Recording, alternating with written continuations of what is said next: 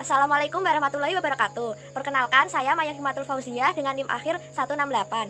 Saya dari kelas Aquakultur C. Di sini saya akan menerangkan praktikum mata kuliah Manajemen Kualitas Air tentang pengapuran dan pemupukan. Pengapuran tanah kolam dimaksudkan dengan menebar kapur hingga merata ke seluruh bagian dalam kolam. Pengapuran ditunjukkan untuk meningkatkan dan mempertahankan derajat keasaman atau pH tanah bagian dalam kolam hingga pada kisaran nilai pH normal.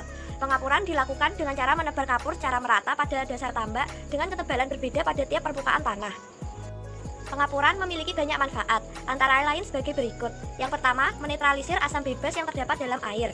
Yang kedua, menyanggah goncangan pH secara mendadak. Yang ketiga, membantu mengendapkan bahan koloid yang terdapat dalam larutan tanah.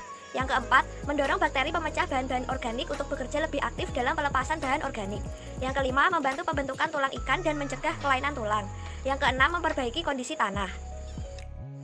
Pemupukan kolam atau tambak merupakan faktor penting untuk memperoleh keberhasilan dalam pembesaran ikan.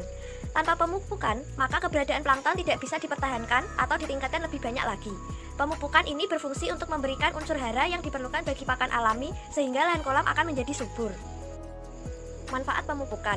Pemupukan bermanfaat untuk yang pertama, merangsang tumbuhnya plankton. Yang kedua, menambah sumber protein pada plankton. Yang ketiga, menambah daya tahan ikan terhadap serangan penyakit.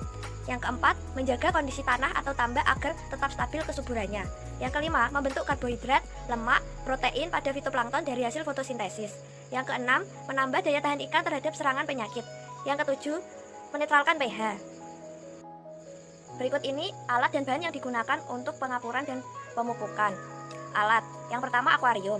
Akuarium berfungsi sebagai wadah peletakan tanah. Yang kedua sekop. Sekop berfungsi untuk mengambil dan membalik tanah. Yang ketiga ember. Ember berfungsi sebagai wadah pencampuran dan untuk menampung kapur dan pupuk yang akan digunakan. Selanjutnya bahan. Yang pertama tanah. Tanah berfungsi sebagai media untuk pengapuran dan pemupukan. Yang kedua CaCO3 yang berfungsi sebagai bahan pengapuran. Yang ketiga pupuk urea.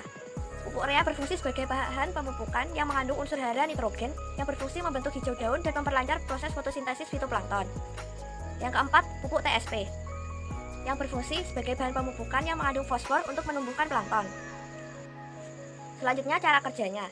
Yang pertama, masukkan tanah ke dalam akuarium kurang lebih 10 cm tebalnya. Yang kedua, balik tanah tersebut dengan sekop. Yang ketiga, jemur selama 3-5 hari sampai pecah-pecah. Yang keempat, masukkan air dengan ketinggian kurang lebih 50 cm selama 1-2 hari. Selanjutnya keluarkan air selama 1 hari, kemudian keringkan lagi kira-kira selama 1-2 hari, kemudian ukur pH tanahnya dan laporkan hasilnya.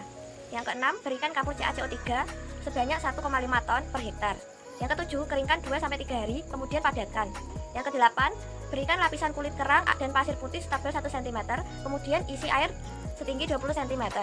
Yang kesembilan, tambahkan pupuk urea sebanyak 50-75 kg per hektar dan TSP sebanyak 25-35 kg per hektar, sebarkan merata di seluruh tanah. Lakukan pemupukan lagi tiap 2 minggu sekali. Selanjutnya, berikan saponin sebanyak 50 kg per hektar atau 7 ppm selama 5-7 hari. Saponin ini diberikan dengan tujuan untuk mencuci hamakan tanah dasar tambak.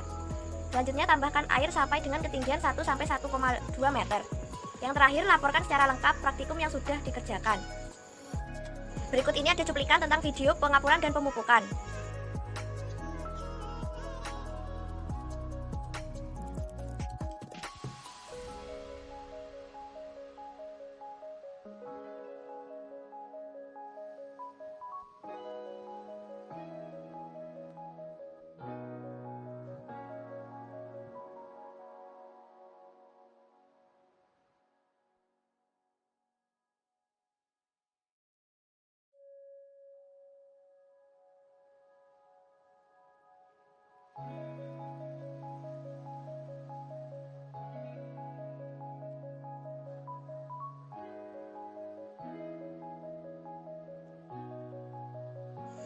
Dari materi di atas, kita dapat mengambil kesimpulan bahwa pengapuran dan pemupukan sangat penting dilakukan dalam persiapan budidaya kolam.